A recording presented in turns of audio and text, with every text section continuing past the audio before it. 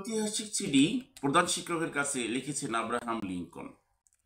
উনি শিক্ষকের কাছে লিখেছেন, আমার পুত্রকে অবশ্যই শেখাবেন সব মানুষই ন্যায়পরায়ণ নয়, সব মানুষই সত্যনিষ্ঠ নয়।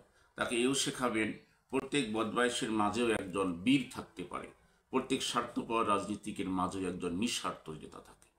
তাকে শেখাবেন $5 কুড়িয়ে পাওয়ার চেয়ে একটি উপার্জিত ডলার অধিক মূল্যবান।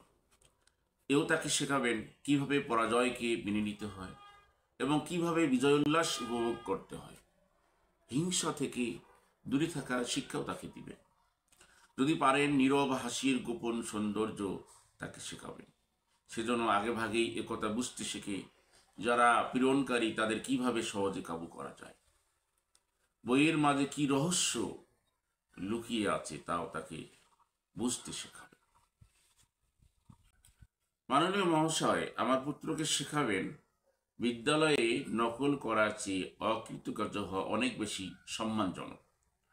নিজের উপর তার জন্য সুমহান আস্থা থাকে, এমনকি সবাই যদি সেটাকে ভুলও মনে করে তবু তাকে শেখাবেন ভদ্রলোকের প্রতি ভদ্র আচরণ করতে, কঠোরদের প্রতি কঠোর হতে। আমার পুত্র যেন এই শক্তি পায় হুজুগে মাতাল জনতার পদাঙ্ক অনুসরণ না করা। সেজন্য সবার কথা শুনে এবং তা সত্যের পর্দায় শিখে যেন ভালোটাই শুধু গ্রহণ করে, এই শিক্ষাও তাকে দিবে। মাননীয় মহাশয়, সেজন্য শিখে দুঃখের মাঝে কিভাবে হাসতে হয়, আবার কান্নার মাঝে লজ্জা নেই এ কথা তাকে বুঝতে শেখাবেন। যারা নির্দয় নির্মম তাদের সেজন্য ঘৃণা করতে শেখে, আর অতিরিক্ত আরাম আয়েস থেকে সাবধান থাকে। আমার পুত্রের প্রতি সদয় আচরণ করবেন, কিন্তু সোহাগ করবেন না, কেননা আগুনে পুড়ে ইস্পাত খাঁটি হয়। আবার সন্তানের জন্য অধৈর্য হওয়ার সাহস না থাকে, তাকে থাকে যেন তার সাহসী হওয়ার ধৈর্য।